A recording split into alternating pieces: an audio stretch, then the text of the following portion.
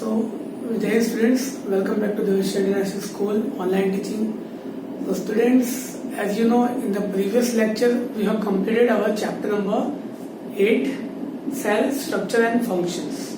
So, now, students, today onwards, we will discuss about one new chapter. Okay, the name of the chapter will be chapter number 16. The name is Light. So, I think students, see first of all, with the name of this chapter, light, I think you all are familiar with light.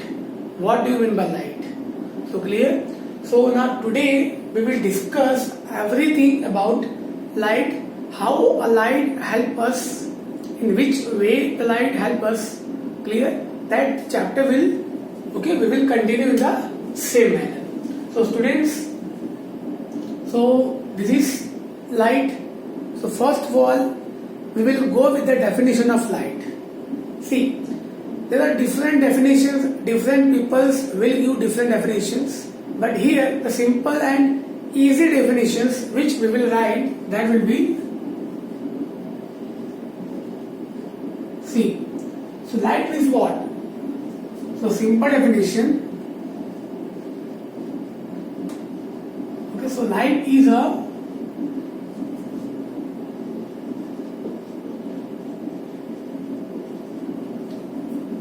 form of energy. So this is a very simple definition. Light is a form of energy which enable us to see. See, students, अगर मैं आपको ऐसा question पूछूं कि without light okay, without light ऐसा possible है कि हम किसी भी चीज को देख सकते हैं? विदाउट लाइट ऐसा पॉसिबल है कि हम किसी भी चीज को देख सकते हैं? सो स्टूडेंट, यहाँ पे some students will give the answer कि सर हम अपनी आंखों से देख सकते हैं. But students, okay, to see the object only eyes is not required. To see the object only eyes is not required. See, so to see the object only eyes is not required. So students, तो सी, अब इसका मैं आपको simple example बताऊं. जब हम किसी भी डार्क रूम में जाते हैं, okay, see for example,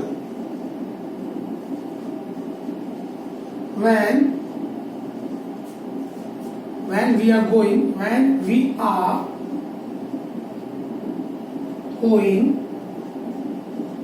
into a dark room, we are unable to see. तो स्टूडेंट्स, ये तो आपको पता है कि जब हम किसी भी डार्क कमरे में जाते हैं, ओके, जब हम किसी भी डार्क रूम में जाते हैं तो हमें कोई भी चीज वहां पे दिखाई नहीं देती है.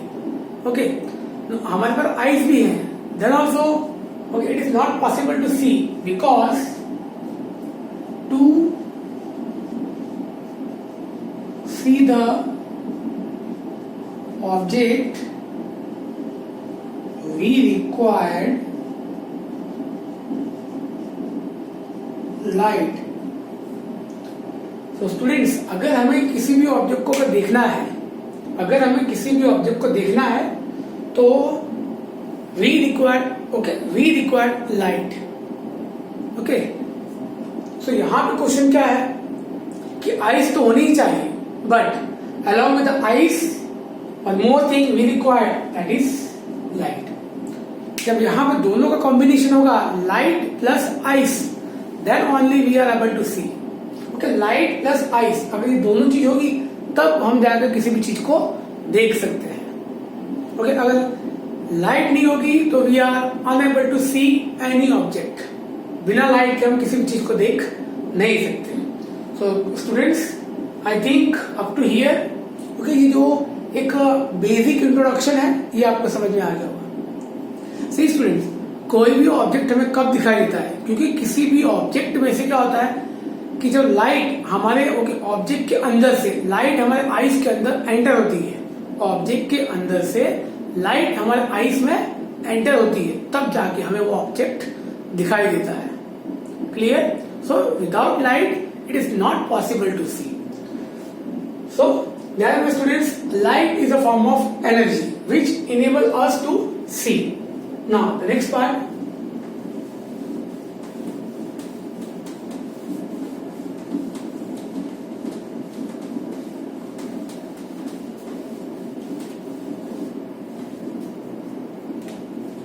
now 16.2,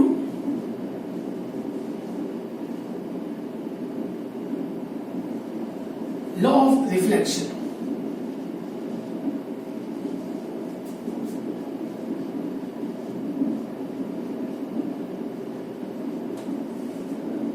तो स्टूडेंट्स यहां पे देखो लॉ ऑफ रिफ्लेक्शन क्या है। तो सी, मैं आपको पहले रिफ्लेक्शन के बारे में थोड़ा सा आइडिया देता हूं। See, for example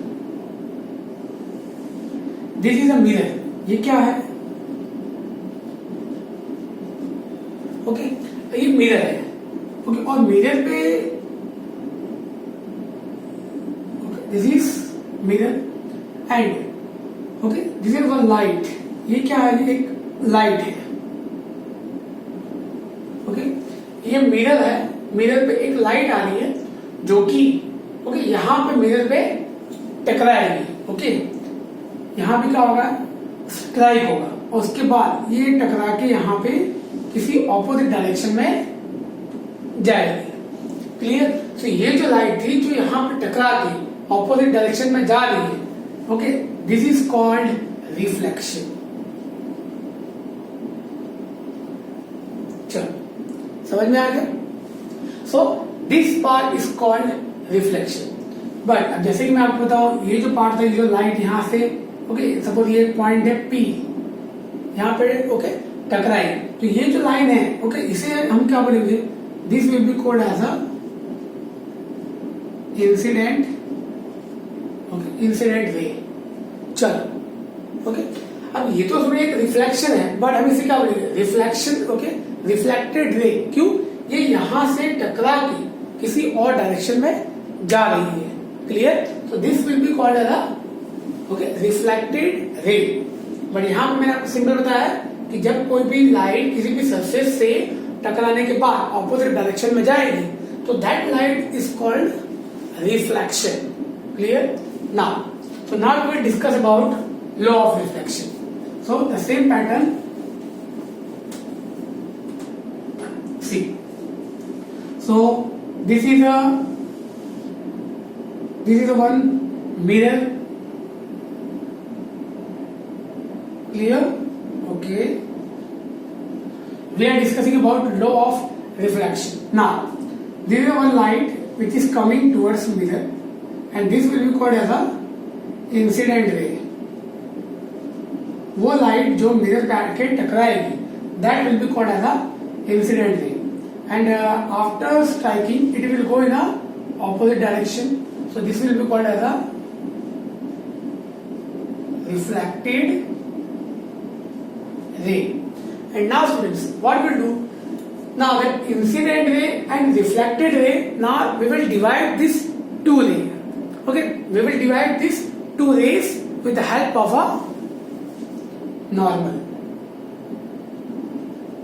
So this is a one light which is dividing both the rays, and this is called as a normal. Clear? Now one more point. See, तो जब ये लाइन यहाँ पे दोनों को दो सेक्शन में डिवाइड कर रही है, तो यहाँ पे ये पार्ट तो ये कौन सी लाइन है? ये नॉर्मल है, और ये कौन सी है? This is called incident. तो यहाँ पे नॉर्मल और इंसिडेंट के बीच में क्या है? यहाँ पे एक एंगल बन रहा है। ये एंगल, अब ये एंगल को हम क्या बोलेंगे? That angle will be called as angle of incident. हम इसे क्या बोलेंगे? इसे हम बोलेंगे angle of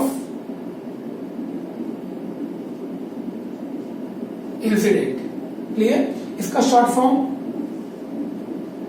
okay, this is a short form of, okay, this is a sign of angle and this is I means incident. Clear? Now the same pattern, okay, here also, okay, this is one angle which is formed with the help of normal and reflected. So this angle will be called as a, इसे हम क्या बोलेंगे, angle of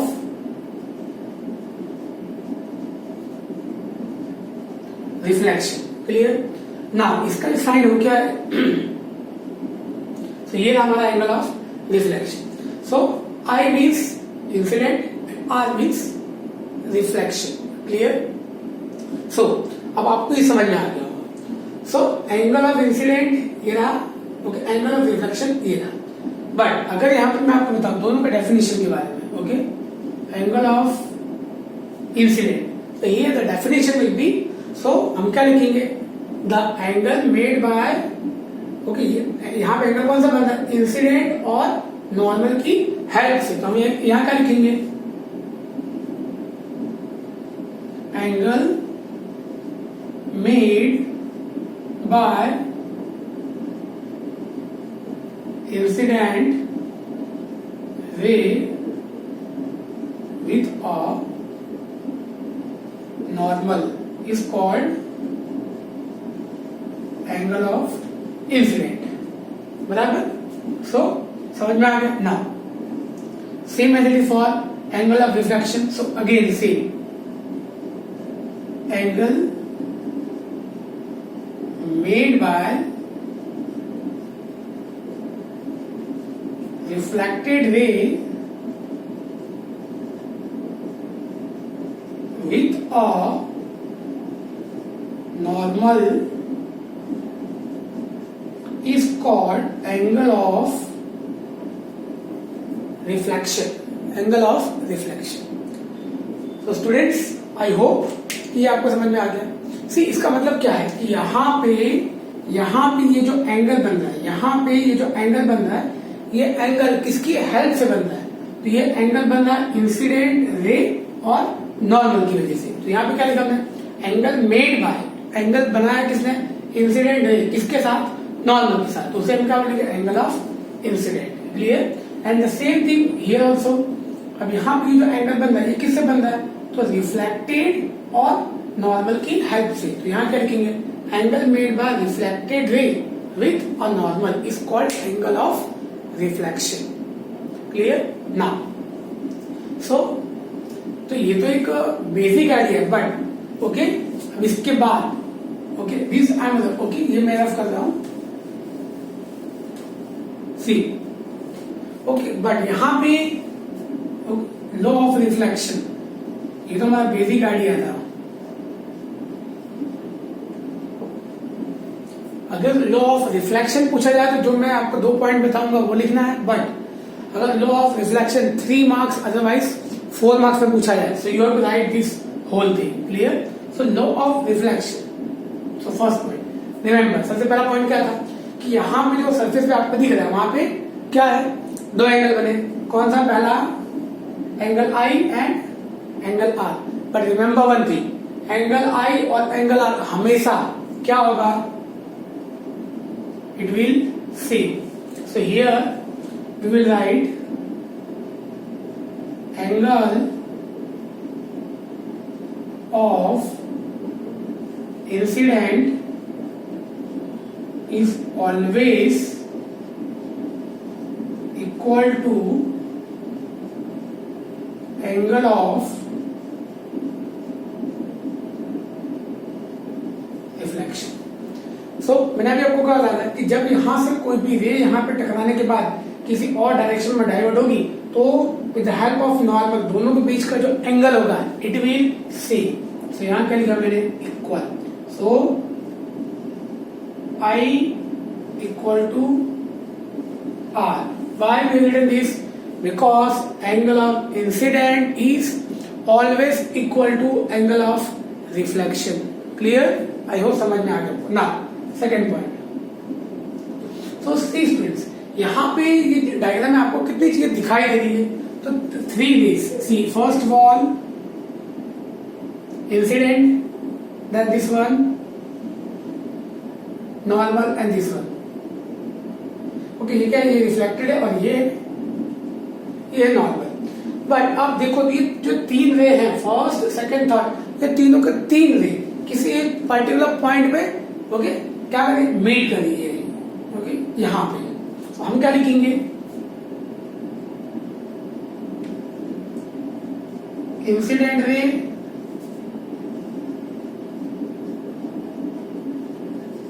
reflected ray